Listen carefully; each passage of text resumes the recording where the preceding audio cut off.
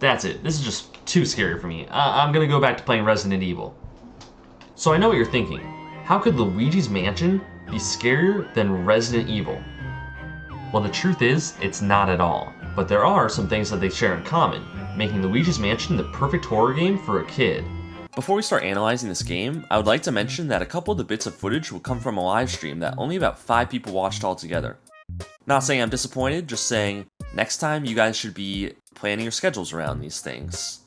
I know they happen randomly and aren't announced in advance, but if you could just drop everything you're doing the very second you see them live, that would be really appreciated. The real reason I bring this up is to warn you that a little bit of the footage in this video will be in crisp, high quality 360p, but I'll try to avoid that as much as possible. Without further ado, here are some of the horror elements found in Luigi's Mansion. The first and most obvious thing that sets Luigi's Mansion apart from the cheery Mario games is its atmosphere. The lighting plays a huge role in this. Most of the game takes place in rooms where the lights are off. A lot of the areas in the mansion have a dark green tint to them. Even just by looking at the outside of the mansion, you can tell that something's off. It doesn't seem like the kind of place I would live in after being told that I won a contest I didn't enter, but I guess Mario and Luigi are just built different. Back on the topic of dark rooms, there's an added layer of spookiness behind these places, because the only ghosts that appear in well-lit rooms are boos. That means that the rest of the enemies can only show up in the dark rooms.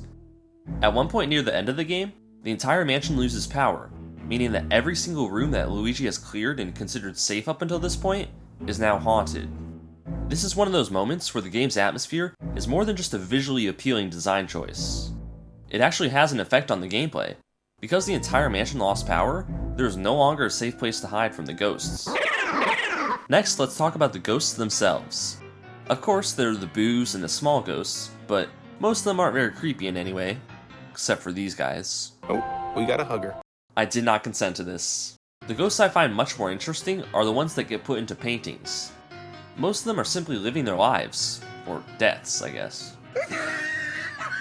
It's strange to walk into a room and casually see a ghost that isn't trying to murder you. Instead, they're focused on a certain hobby or activity that makes them seem very human, whether that be playing pool, reading a book, or eating food.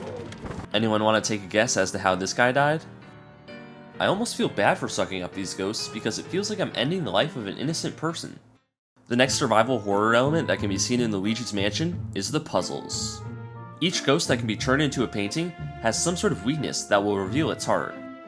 Some of these are kind of clever, like unscrewing the keys on the backs of the clockwork soldiers. Others are just shooting some kind of ball at a ghost. Seriously, that happens way too many times in this game. The puzzles that need to be solved in order to reveal the ghosts' hearts aren't usually very difficult. I tended to struggle more so with the puzzle of navigation.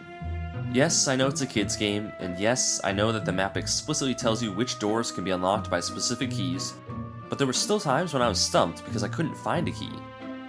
I'm willing to bet that I'm not the only person who struggled with this. Granted, the other people who probably did were children who were still in preschool, kind of the demographic that this game was made for in the first place, but at least I'm not the only person who struggled with it. There were a couple of minor things that freaked me out the first time I played Luigi's Mansion, meaning when I was in elementary school. One of those was seeing this candle floating around because I didn't expect to see a major ghost wandering through one of the hallways of the mansion. The other moment that I remember caused some anxiety came from a conversation with the seer. At one point in the game, she tells Luigi that Bowser is somewhere in the mansion, but she doesn't specifically say where. For the rest of the game, I was worried that I would walk into a random room and see Bowser casually hanging out like one of the major ghosts. I don't know why, but that idea scared the crap out of me. Finally, I'll talk about some things that are trippy and downright disturbing. The strangest moment in the game takes place in the observatory. During the course of Luigi's time in the mansion, he'll find some of Mario's lost objects, like his shoe. Apparently, Luigi knows the smell of Mario's feet pretty well. Oh yeah, my brother's feet have definitely been in this thing. Oh, that is a comfort smell. The lost object that can be found in the observatory is Mario's star. In order to get it, Luigi has to look through a telescope, which will put the entire universe inside the observatory. Luigi then has to suck in a shooting star and aim it at the moon. The entirety of the moon then blows up. Whoopsies! At least Luigi can now walk on a rainbow path to receive the star. This feels so out of place compared to the rest of the game. One of the creepiest moments occurs in the guest room. When Luigi first enters it, the entire place is upside down. A little girl sleeps on a bed. She warns Luigi that he better not wake her up while the entire room shakes. So apparently she's mastered sleep talking to the point where she can make coherent sentences.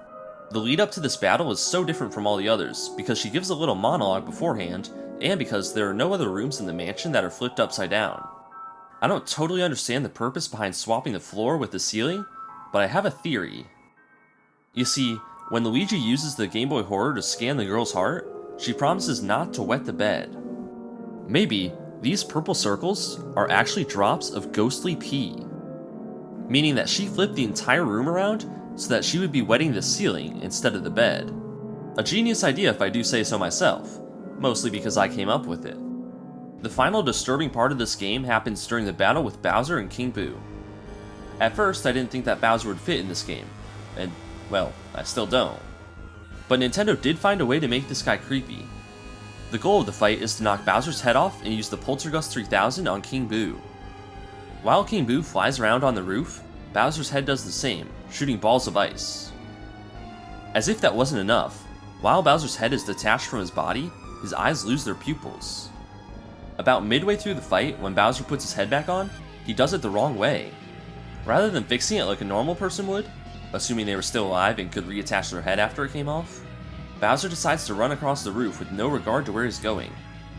That's pretty awesome, but also kinda weird for a kid's game. So there you have it, Luigi's Mansion. If nothing else, it's charming and a pretty alright way to spend 7 hours of your life.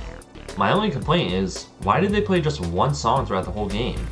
I mean, the credits theme is pretty good. I think we could have had a really awesome soundtrack, but oh well. Speaking of the credits, this is the end of the video. So please like and subscribe, and thanks so much for watching. Goodbye.